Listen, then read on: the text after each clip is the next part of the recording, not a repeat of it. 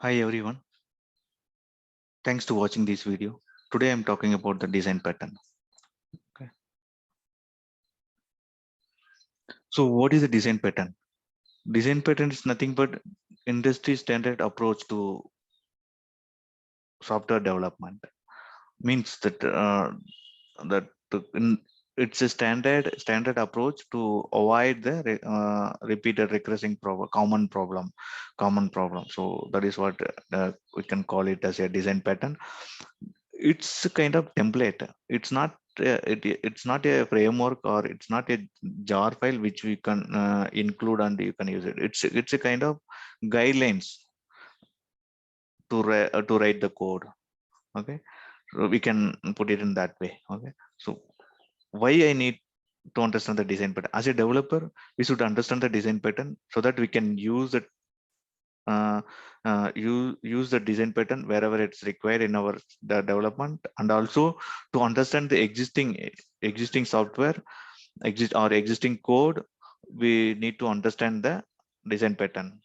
Okay, so where to use? So we can there are around 27 plus basic design pattern is there. So based on the uh, based on the categories, so based on your requirement, you can apply the design pattern. Okay, the advantage of design pattern will be like there are many advantages: code reusability and its flexibility, loosely coupling, and it's easy to maintain. So advantage will be there, disadvantage also will be there. And in this video I'm going to list out what are the different type of design pattern it's available. Okay, advantage of the design pattern: code reusable. So code reusability. So once we write the code, we can reuse it in the many place. For example, the creation and design pattern, if you define the factory pattern, so wherever you want the object, just you can invoke that common factory method. You can get that you can get the object instantly without writing the code. Okay. Mm. Flexibility, easy to plug and play. Means if you're writing one model, then it should be easy to uh, consume it from our other model. So that is that should be there. So if you use a design pattern, then it will be very easy to means consume or communication. So and then easy to maintain. So code cleanup will be there. Clean code will be there, easy to maintain. So it's a loosely coupled in the sense like um,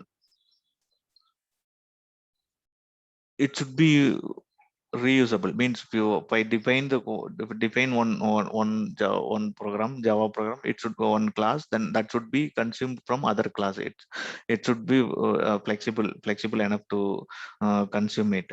Okay,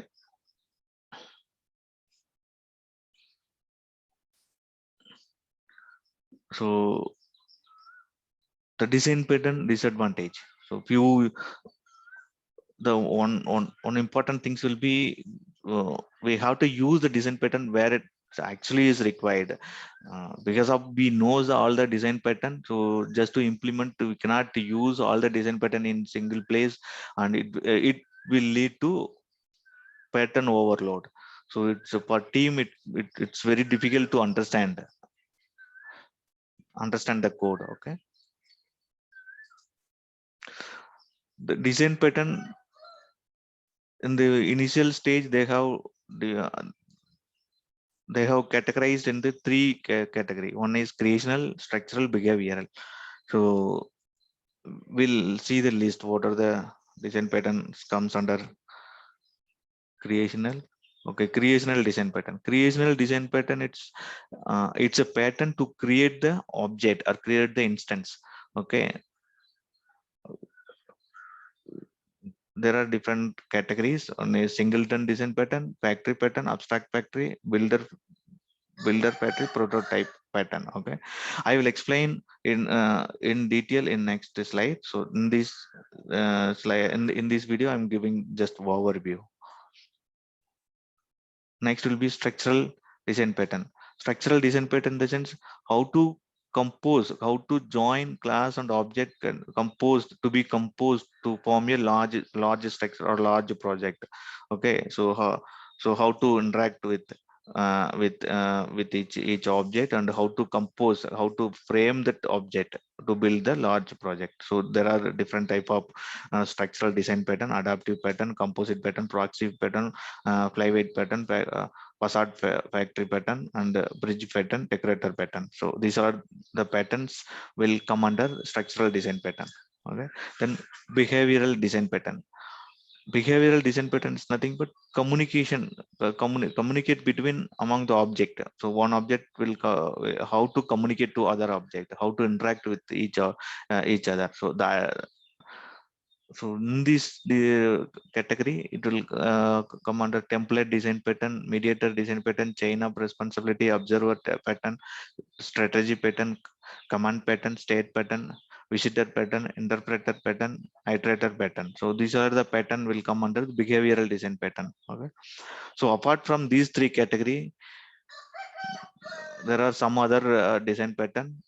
Okay, that is this enterprise design pattern. We have three I have listed here. So one is a DAO design pattern, dependency injection design pattern, MEC design pattern. So these three patterns are used in the MEC, means used in the enterprise application development.